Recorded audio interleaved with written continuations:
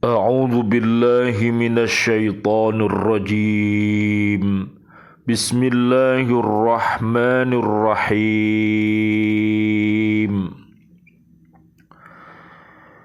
يا أهل الكتاب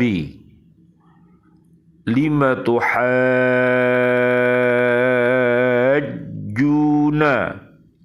في إبراهيم وما أنزلت التوراة والإنجيل إلا من بعده أفلا تعقلون ها أنتم هؤلاء حاججتم فيما لكم به علم فلم تحاجون فيما ليس لكم به علم والله يعلم وأنتم لا تعلمون صدق الله العظيم.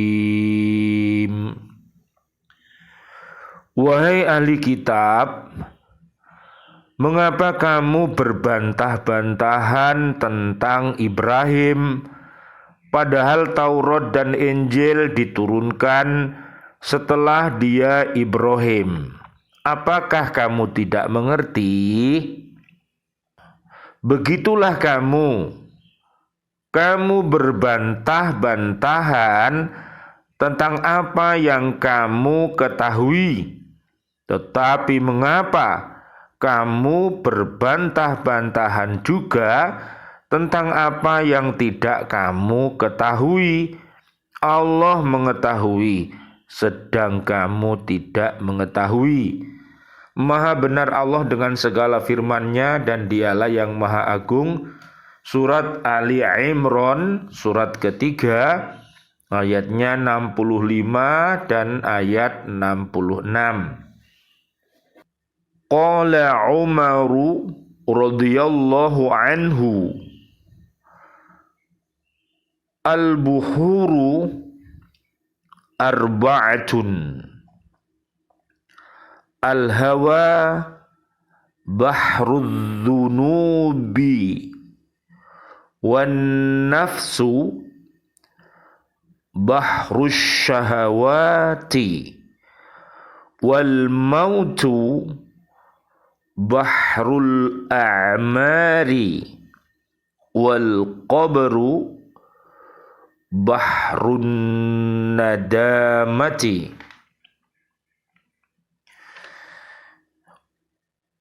Sayyidina Umar radhiyallahu an mengatakan bahwa lautan itu ada 4. 1. Lautan dosa, yaitu kecenderungan nafsu pada keinginan yang tidak dikehendaki syarak. Yang kedua, lautan syahwat, yaitu nafsu birahi yang mendorong seseorang untuk mencari kenikmatan jasmani berupa makan, minum yang lezat-lezat dan bersetubuh. Yang ketiga, lautan umur, yaitu maut. Dan yang keempat, lautan kesedihan, yaitu alam kubur atau alam barzah. Bismillah, alhamdulillah, assalatu wassalamu ala rasulillah, asyhadu an la ilaha illallah wa asyhadu anna muhammadar rasulullah. Allahumma salli wa sallim wa barik ala sayyidina Muhammad wa ala alihi wa ashabihi ajmain walhamdulillahi rabbil alamin. Bi'aunillah, bi'inillah, biridhoillah. Kami hadir kembali dari BCA Bumi Kota Baru Riorejo Gresik Jatim Indonesia, untuk mengajak diri-diri kita, keluarga besar kita dan juga umat Islam untuk senantiasa mencintai Al-Qur'anul Karim ini. Mudah-mudahan dengan kita senantiasa berhakko tilawatih, berhakko tukotih, dan berhakko jihadih. Dengan Al-Qur'anul Karim ini kita dijadikan oleh Allah Subhanahu wa ta'ala guru-guru yang khair, yaitu guru yang merdeka, yang robbani. Surat ketiga ayat 79, yaitu guru-guru yang baik, yang mendidik siswa-siswinya, yang mendidik dirinya, keluarga besarnya dan umat untuk senantiasa mentaati Allah, Islam dan Rasulullah Muhammad sallallahu alaihi wasallam. Allahumma sholli wa sallim alaihi. Mereka adalah pahlawan-pahlawan kita yang terbaik. Kita masih ingat kemarin kita sedang memperingati Hari Guru secara nasional. Mudah-mudahan kita semuanya selalu ingat bahwa waktu kita kecil dulu, kita ini adalah seorang siswa, seorang siswi, seorang pelajar. Yang pasti yang namanya pelajar itu punya guru. Oleh karena itu tidak ada yang namanya mantan guru, ya. Tapi untuk jabatan-jabatan di dunia ini ada yang namanya mantan. Misalnya mantan presiden, misalnya mantan RT, mantan RW, dan lain sebagainya. Tapi untuk menghormati jasa-jasa dari guru-guru kita, maka tidak ada kata mantan untuk guru-guru kita. Oleh karena itu, berbahagialah kita semuanya apabila kita ini menjadi guru-guru yang alim, yang khair, yang dermawan terhadap ilmunya, dan juga mempunyai siswa-siswi yang khair, yaitu seorang pelajar yang pembelajar dan terpelajar, dan kita juga suka terhadap umat ini yang punya kebiasaan yaitu menjadi pendengar setia dan juga mereka yang pecinta ilmu. Mereka akan menjadi orang-orang yang terdepan, mereka akan mampu menginspirasi umat ini untuk bangkit, berdiri, maju, mulia, ya. Nanti bisa dilihat di surat 10 ayat 57 sampai 64, dan juga generasi yang rahmatan lil alamin itu ada di surat 25. Surat Al-Furqan namanya, 63 sampai 74. Rabbana hablana min azwajina wa dzurriyyatina qurrata ayun waj'alna lil muttaqina imama. Amin ya rabbal alamin. Mari kita lanjutkan kajian kita di surat Ali Imran ayat 65. Allah Subhanahu wa ta'ala mencela perbuatan orang-orang Yahudi dan Nasrani yang selalu berselisih dalam kemurnian agama mereka masing-masing. Karena mereka menganggap bahwa agama mereka lah yang paling benar. Ahli kitab, orang-orang Yahudi dan Nasrani dikecam. Mengapa mereka saling berselisih dan berbantah-bantahan dalam persoalan agama nenek moyang mereka, yaitu Nabi Ibrahim alaihi salam. Orang Yahudi mengatakan bahwa Nabi Ibrahim alaihissalam beragama Yahudi. Dan orang-orang Nasrani mengatakan bahwa Nabi Ibrahim alaihissalam memeluk agama Nasrani. Mereka berpendapat demikian karena Nabi Ibrahim alaihissalam itu dianggap sebagai lambang ketinggian martabat bagi masing-masing golongan. Di dalam kitab mereka terdapat pujian terhadap Nabi Ibrahim alaihissalam, baik dalam perjanjian lama maupun dalam perjanjian baru.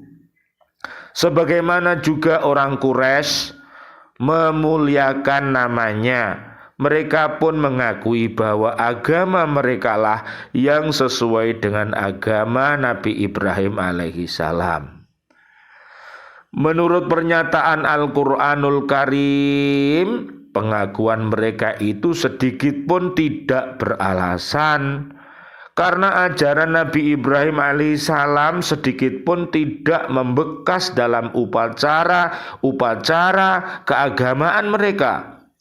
Yang benar ialah Nabi Ibrahim alaihissalam itu memeluk agama yang sesuai dengan agama yang diturunkan kepada Nabi Muhammad sallallahu alaihi wasallam. Allahumma sholli wa sallim alaihi.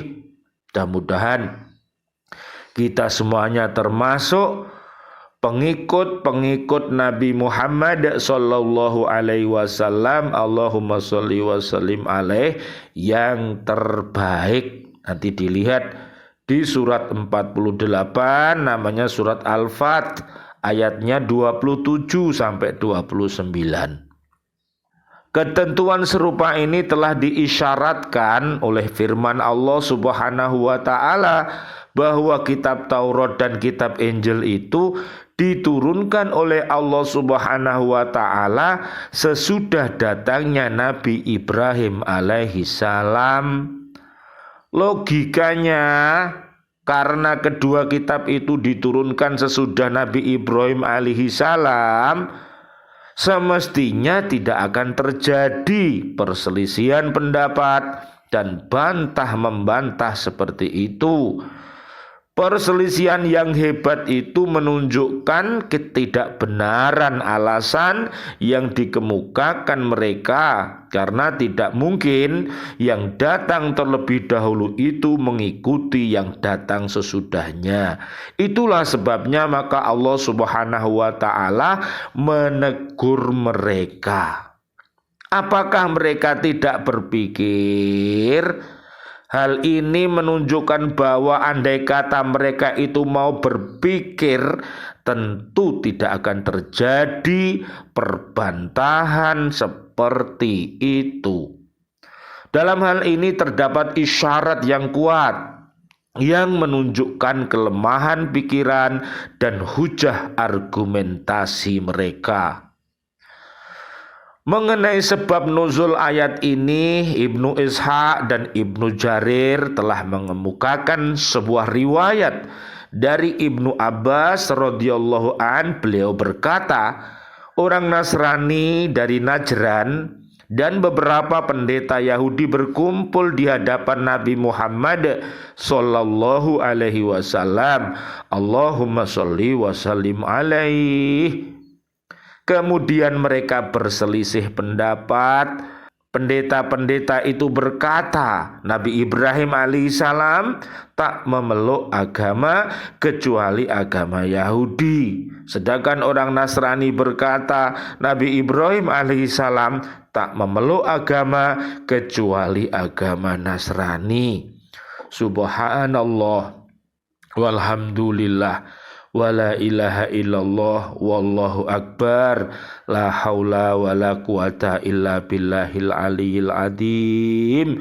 Marilah kita selalu menelaah, membaca dan memikirkan hal-hal yang baik, dan marilah kita ikuti yang terbaik.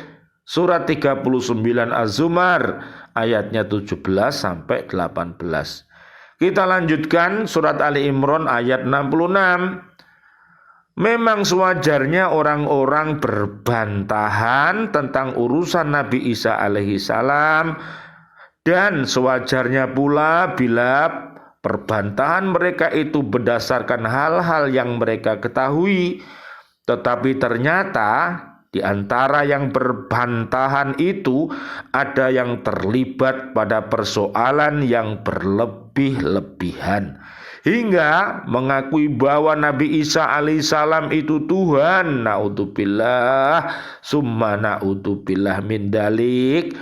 Nabi Isa dan nabi-nabi yang lainnya itu adalah hamba Allah dan utusan Allah. Tidak boleh berlebih-lebihan yang mana keluar dari Al-Quran dan As-Sunnah. Naudzubillah summa naudzubillah min dalik. Bahkan diantaranya ada yang sebaliknya, menuduhnya sebagai pembual dan pendusta.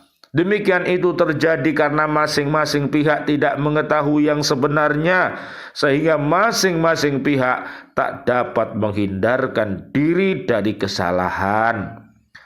Seterusnya Allah Subhanahu wa ta'ala mencela orang Yahudi dan Nasrani yang berbantah-bantahan tentang agama Nabi Ibrahim alaihissalam, karena perbantahan itu tidak didasarkan pada alasan yang benar dan ilmu pengetahuan. Makanya lihat surat At-Taubah ayat 122.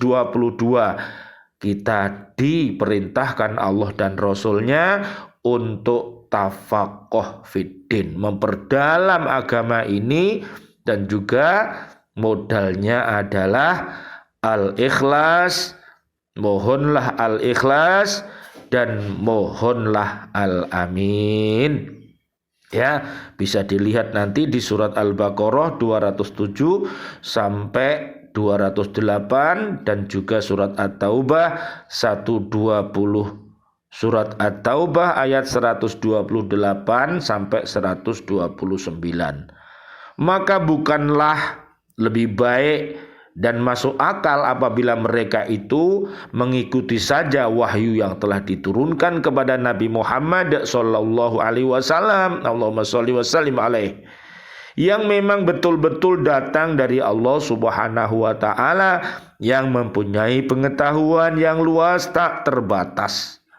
Ya, mohonlah kepada Allah sifat sidik, fatona, amanah, dan ta adalah tablik. Karena itu Allah Subhanahu wa ta'ala menegaskan kepada mereka bahwa Allah Subhanahu wa ta'ala mengetahui segala sesuatu yang nyata maupun yang tidak nyata, yang kelihatan maupun yang tidak kelihatan. Lihat semua ya, CCTV Robi ada di surat 50 ayat 16 sampai 45. Apa yang kita katakan, apa yang kita perbuat, ucap, hati, pikir, perbuatan kita senantiasa dipersani Allah Subhanahu wa ta'ala. Oleh karena itu berkata yang baik, berbuat yang baik, dan berhati yang baik, agar Allah menggolongkan kita termasuk orang-orang yang baik. Surat 35 ayatnya 28 sampai 35. Mereka adalah warasatul anbiya, yaitu para alim yang khair, para ustadz-ustadzah yang khair, para umat Islam yang khair. Mereka adalah hamba-hamba Allah yang kinasih Gusti. Hal ini menunjukkan adanya pengertian bahwa mengenai hal-hal yang bersifat gaib seharusnya orang tidak memperdebatkan dan tidak membenarkannya kecuali yang telah diterangkan oleh wahyu Al-Quranul Karim dan hadis Nabi Muhammad sallallahu alaihi wasallam. Allahumma sholli wa sallim alaihi. Dengan perkataan lain, Pengetahuan manusia dibatasi oleh ruang lingkup, waktu, dan tempat. Sedangkan pengetahuan Allah Subhanahu wa Ta'ala tidak terkait dengan ketentuan-ketentuan tersebut. Jadi luar biasa, makanya berbahagialah kita. Marilah kita cintai tanah air kita ini, Indonesia ini. Jadikanlah bumi Indonesia ini sebagai sajadah kita, tempat kita untuk berkarya, tempat kita untuk bekerja. Mudah-mudahan ya kita ini dilahirkan dari bumi Indonesia ini dan nanti akan mati di bumi Indonesia ini dan akan dibangkitkan pula dari bumi Indonesia ini. Oleh karena itu marilah kita taati Allah, Islam, Rasul, dan taati pula Pancasila dan Undang-Undang Dasar 1945 sambil menunggu datangnya hari kiamat. Mudah-mudahan kita selamat dunia akhirat. Surat 20 ayat 15 dan surat 20 ayat 55. Ujian kita di surat Al-Baqarah 151 sampai 157. Allah memberikan solusi kepada kita. Surat 70 ayat 19 sampai 35. Mudah-mudahan apa yang kita kaji, apa yang kita baca, apa yang kita dakwahkan ini menjadi ilmu-ilmu yang bermanfaat sehingga bisa memotivasi kita untuk senantiasa beramal jariah dan mendidik generasi kita. Mudah-mudahan menjadi generasi-generasi yang soleh dan solihah, menjadi generasi yang berimtak kokoh, iman takwanya kokoh, dan juga ilmu pengetahuan dan teknologinya juga kokoh. Nanti bisa dilihat di surat 58 ayat 11, 21 dan 22. Amin. Ya Rabbal Alamin. Rabbana taqabbal minna salatana wa siyamana wa qiyamana wa ruku'ana wa sujudana wa tahlilana wa tasbihana wa tadarru'ana wa ta'abudana wa tamim taqsirana ya Allah ya Arhamar Rahimin. Ya Allah, turunkanlah kasih dan sayang-Mu untuk kami dan juga anak cucu kami dan juga bapak ibu kami dan juga bapak ibu guru-guru kami dan saudara-saudari kami, seluruh muslimin muslimat yang masih hidup. Ya Allah, berikanlah panjang umur bil barokah wa bi taatillah, sihah wal afiyah, dan wafatkan nanti kami ya Allah dalam keadaan husnul khotimah. Amin. Ya Allah yang Maha Rahman, ya Allah yang Maha Rahim, kami mohon kepadamu ya Allah, turunkanlah kasih sayang-Mu dan ampunan-Mu kepada ayah kami, kepada guru-guru kami, kepada murid-murid kami, dan juga siswa-siswi pecinta-pecinta Al-Quran di bumi ini, dan seluruh kaum mukminin mukminat yang sudah wafat ya Allah. Allahumma anzilir rahmah wal maghfirah wan ni'mah wal jannah. Rabbana taqabbal minna innaka antas samiul alim wa tub alaina innaka antat tawwabur rahim walhamdulillahi rabbil alamin. Amin ya rabbal alamin. Wal afu minkum. Wassalamualaikum warahmatullahi wabarakatuh. Waalaikumsalam warahmatullahi wabarakatuh.